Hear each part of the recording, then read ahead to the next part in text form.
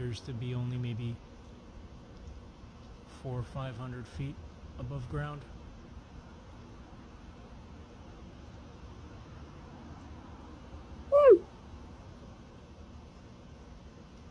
Activity picked up in the sky, I'm gonna say within minutes of being out here tonight.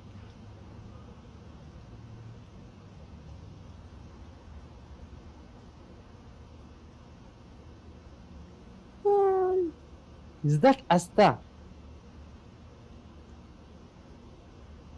Aye, that's a UFO. Look at what it's doing. Yeah, wait. Aeroplanes don't do that. Unless English people, you have new generations aeroplanes that can do this in the sky. Look at this thing. It's like the whole of it is glowing, like producing light.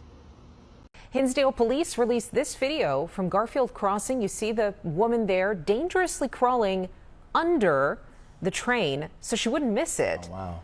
There's a national push this week to raise awareness about Hey, rail safety. People are wow. reminded to cross at designated areas, to obey all signals, and look both ways. This weekend, something so life-changing happened to me, and I'm still kind of figuring out how to process it because I'm still actually in shock. And sharing this story makes me kind of nervous because I know some people will believe me, some people won't. It's totally okay what side you're on. But this weekend, I was doing a guided, very deep meditation exercise with someone I've been working with for the past few months, someone just like me, someone who can see things, hear things, understands what's behind the veil, gets that this is all not what it seems. And I've always known if the two of us put our power, our minds together, that we would be able to create something great. But this weekend, during this meditation, we came, and I can only just say it, we came face to face with an extraterrestrial. We had an encounter with an alien. And I know you're like, that's crazy, but I can vividly see the texture of its skin, the shimmer of its skin, the eyes that were human, but not, that were dark, but clear. It doesn't make any sense. And the crazy part is, it's like this, he or she, I don't think it had a gender. It knew how to answer our questions before we even asked it. And we both got this overwhelming sense that it was amused that something like us would even be reaching out to it and even trying to connect with it. It's left me so confused. It's left me so... There has to be other people experiencing this now, because I've always known if the two of us were together, we could make these things happen, and it did. And now I'm shocked. I bet your ass you didn't know that there are two types of truth: ultimate truth and perceivable truth. What you're about to hear is gonna humble your brain and your intellectual ego. And I'm gonna just read it out loud for you because I'm too lazy to memorize it all. Paradoxes are created only when we try to explain ultimate truth through the lens of a logical mind. Logic is limited to the senses. Ultimate truth is limitless. Ultimate truth can't be contained within logic because it is both. It resides inside and outside of logic.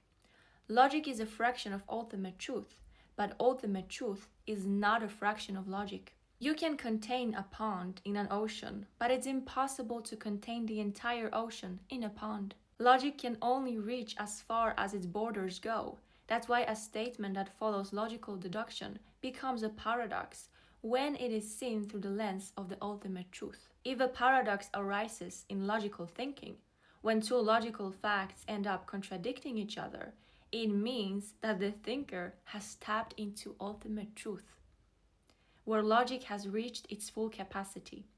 Conventional science makes quantum physics sound like a paradox because the nature of quantum physics lies closer to the ultimate truth, while what is found through the use of logic by conventional science is only the perceivable truth. Wow.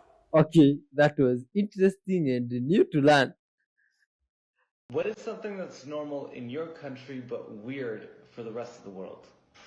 In Scotland, it's normal to eat biscuits called digestives.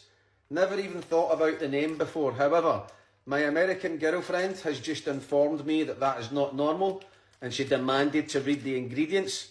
I've just Googled it, and it turns out that in 1839, 2 Scottish doctors developed these to help with the aid of the digestive system, because they've got sodium bicarbonate in them, which is a laxative.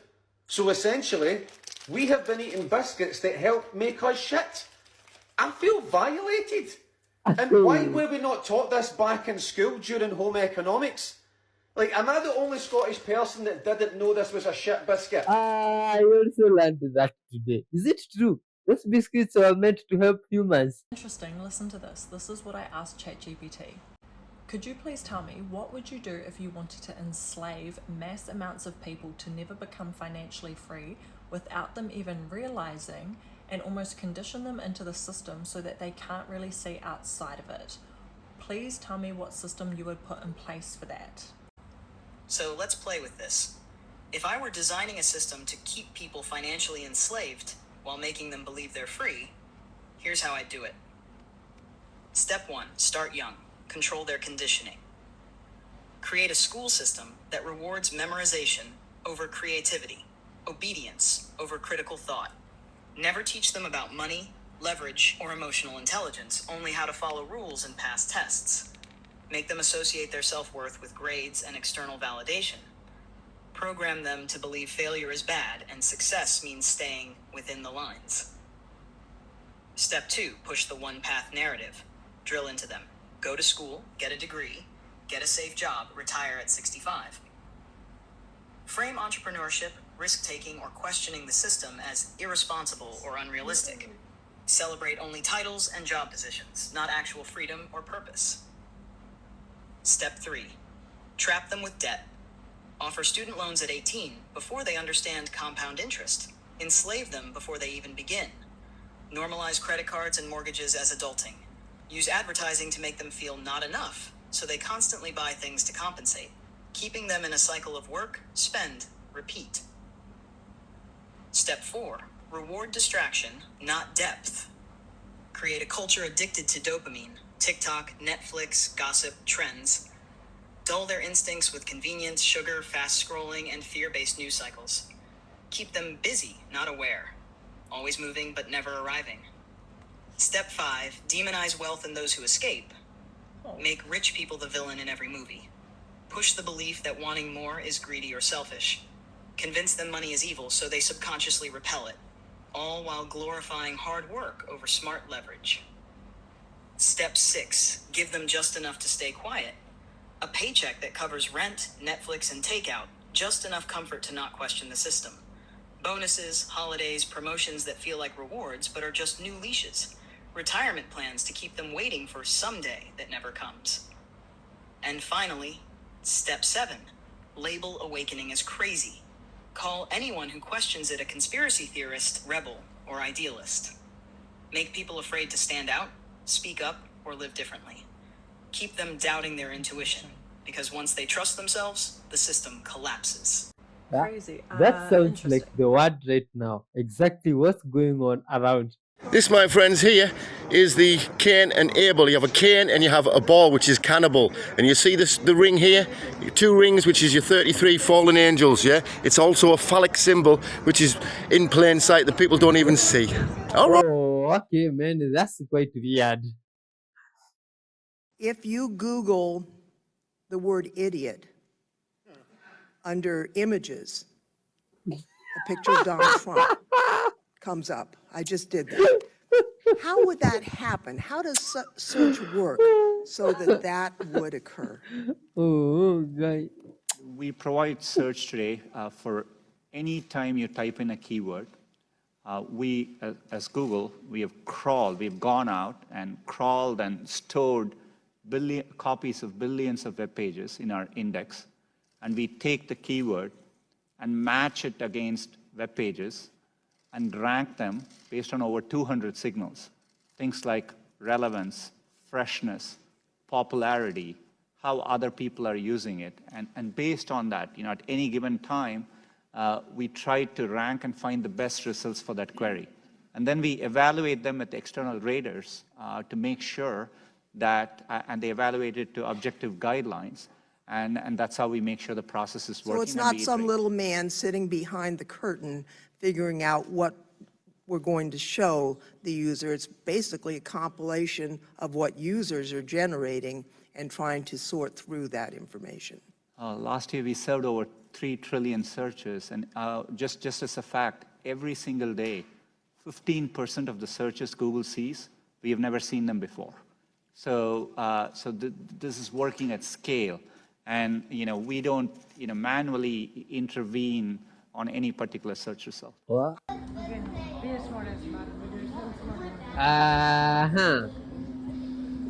This looks like a fake space station. Hi. Is that guy in space or is just in some hole there doing some backflips? Alright, someone needs to fess up now. Oh, who the fuck guy. owns a pair of these bad boys? Yeah? Surely not a single person on the planet. A Silver Surfer. That's who I mean. This is self-acting. Hey, do you have one of those pair of shoes, my friends?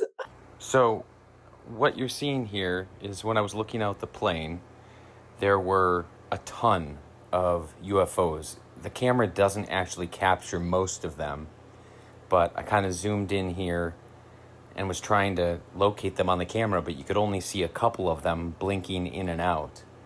And then at the lower part of the screen here, you can see this one catching the light as it goes through the clouds.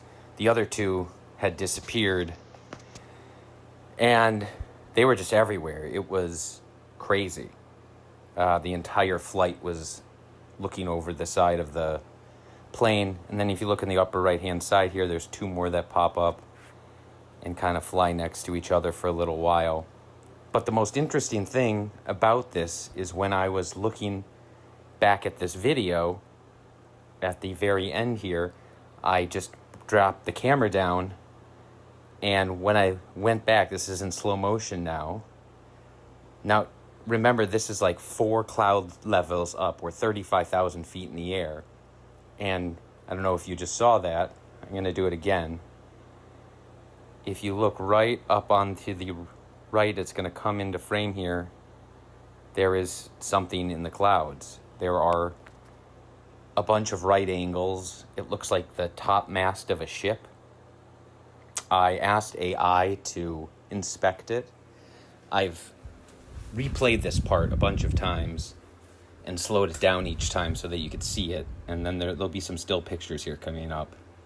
But as you can see, it looks like the top part of a ship. Now, we are 4 cloud levels up. There are 4 different cloud systems when this right here I caught. And this was an accident, but I asked AI to investigate what that is, and it basically came back and said that, 2 straight lines converging at a 90-degree angle is very rare. But when you have multiple different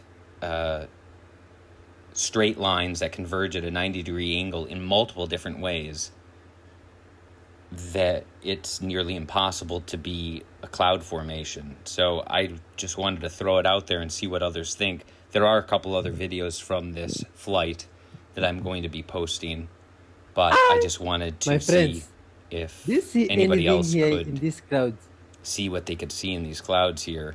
I will make the pictures available also. But it's a very odd thing to see in the clouds. Have you seen the UFOs that our good vibes friend here is talking about? What? If you have seen them, kindly tell us. Myself, I've just seen the clouds. Excuse me, sir, you look so confident. Thank you. Can I ask you what your secret is? To what? To being confident. Oh, I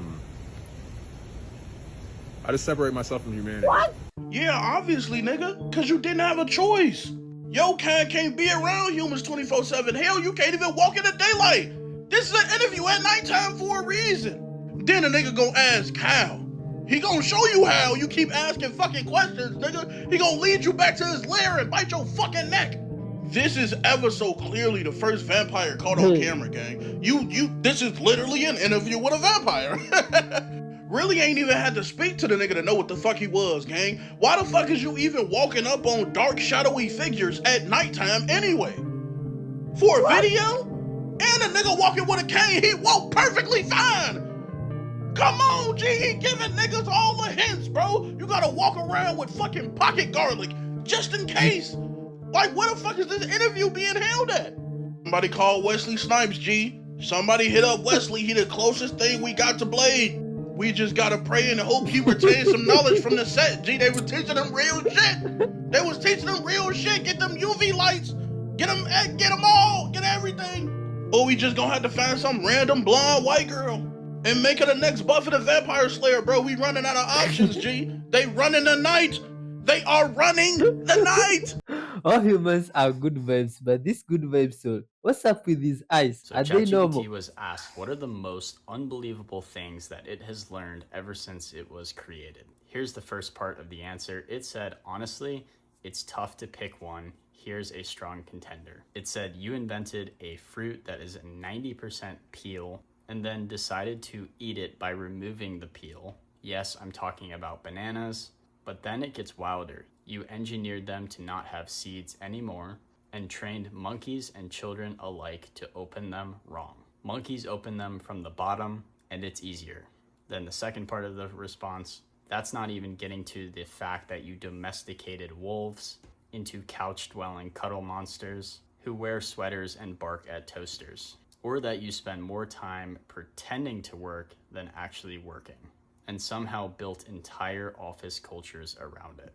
But maybe the most existentially unbelievable thing, you're on a giant spinning rock, hurling through a void of flaming gas balls and dark matter, and your species decided to invent shoes with individual toe compartments before universal healthcare.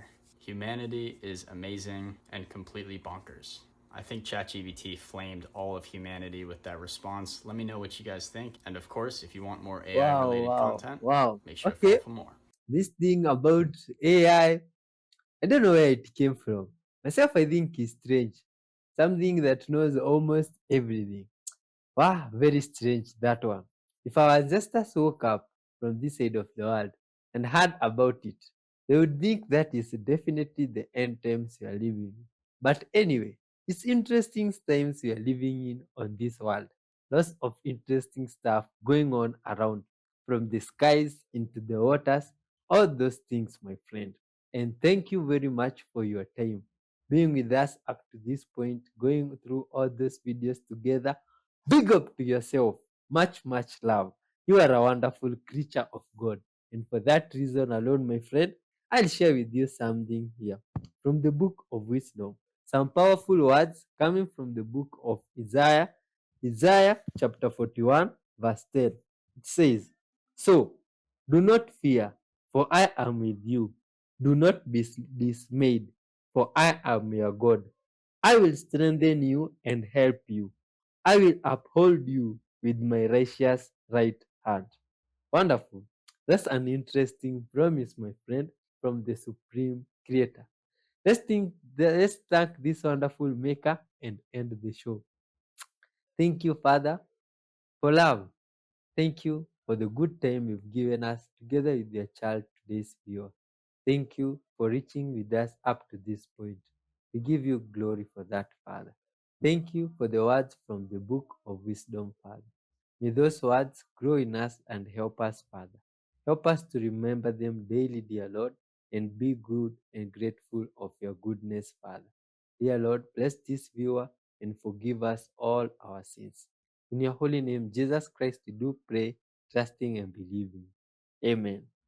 Wonderful. Child of God, till next time. Peace, love, and good vibes be with you. I've been your host and friend, Y311H. Kindly be leaving comments behind. One of these days, we might go through them. And who knows, maybe yours will be the first one we read on that day. Peace with you, my friend. Bye bye. Good vibes.